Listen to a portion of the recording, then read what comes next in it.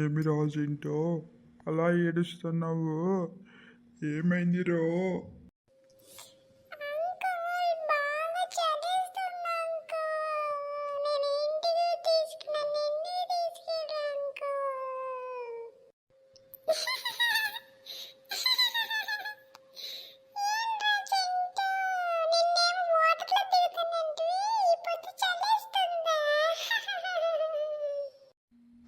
అరే డాంబర్, అలా అనకూడదురా చింటూని. చింటూ చాలా సన్నవాడు కదరా.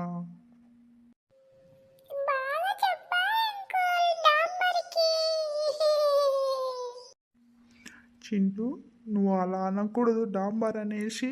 అన్న కదా